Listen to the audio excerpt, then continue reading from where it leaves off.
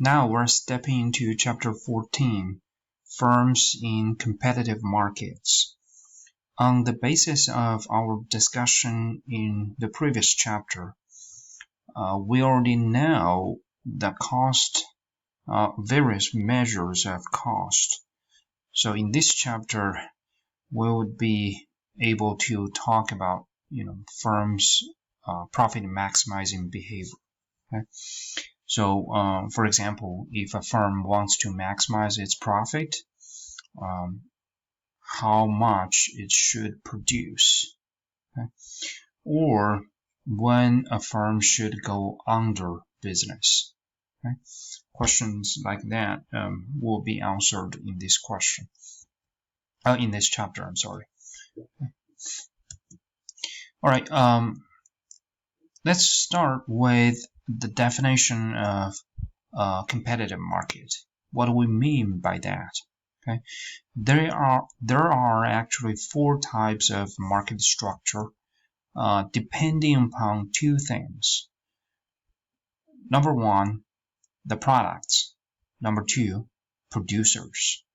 Okay, are products differentiated?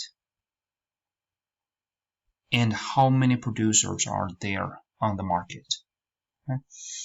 If there's only one producer on the market producing identical products, that market or that type of market is called monopoly.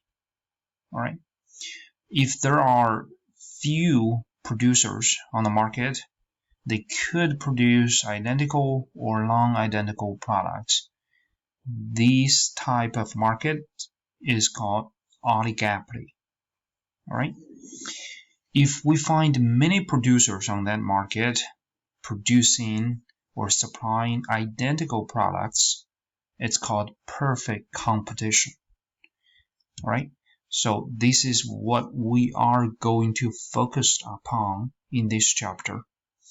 This is the most straightforward type of the market for us to explore. Okay, and if there are many producers on the market producing somewhat differentiated products, it's called monopolistic competition, right? And this chapter, as I already mentioned, will focus on the perfect competition. Okay, later we could learn monopoly, oligopoly, and monopolistic competition. All right.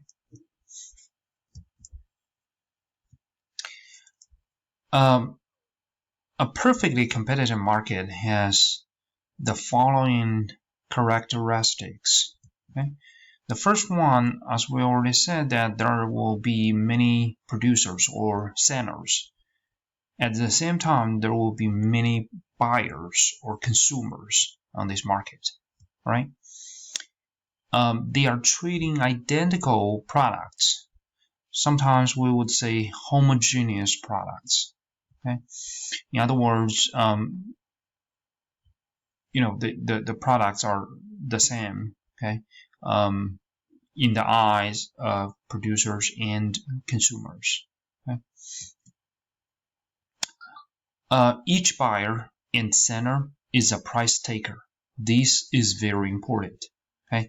Actually, we said, there are many buyers and sellers in trading identical products because we want to drive the third one here, the third feature of this market. Each buyer and seller is a price taker. In other words, they believe each of them has no influence upon the market price. Okay, that's so-called a price taker instead of price maker.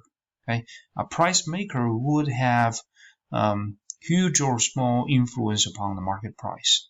Okay, but here on the perfectly competitive market, none or nobody has that kind of the influence.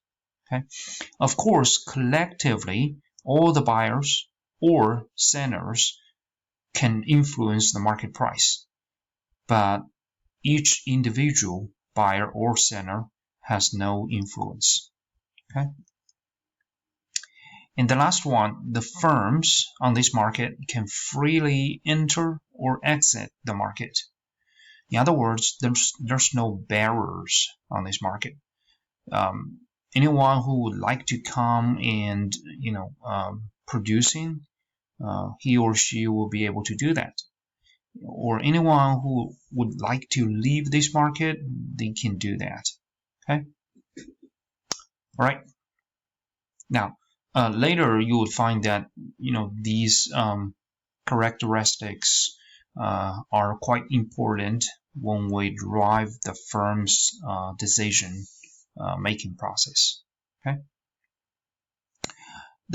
These firms on a competitive market, we continue to assume they are profit maximizer. Okay? Remember, at the beginning of the previous chapter, we already made this assumption. Okay. Again, I would like to emphasize that it doesn't mean, as economists, we believe every firm in reality has to be a profit maximizer. No, it's just, here for our discussion, okay, or to simplify our discussion, we would like to introduce that assumption. Okay, and we do believe most firms on the market in the real world are trying to maximize their profit, okay, under the normal situation or circumstance. All right. Another thing we already discussed in chapter 13 is the profit would be the difference between total revenue, TR, total revenue, and TC, total cost. Okay. TR means the total amount of money a producer gets from the market, okay, by selling its product. Total cost means how much the producer spends producing the products. Okay. And so the revenue, let's take a look at the revenue, because again, in the previous chapter, we already have had an in-depth discussion about the cost, okay, or various measures of cost. Now here, let's briefly talk about the revenue side. Total revenue equals market price per unit times number of units produced, okay, Q. So P times Q. Average revenue is the total revenue divided by the number of units produced, okay. Marginal revenue equals the change, again, delta means change in total revenue divided by change in quantity of output. Okay. Now there's a numerical example on the worksheet. Okay, so later we're gonna talk about that. Okay, and here I think it's a moment where you should when you should finish this worksheet number 10. Okay. Before you check out the next video. Okay, so at the beginning of the next video, we're gonna walk through this worksheet together. Okay, please make sure you have a chance to work independently. Okay, before you check out the next video.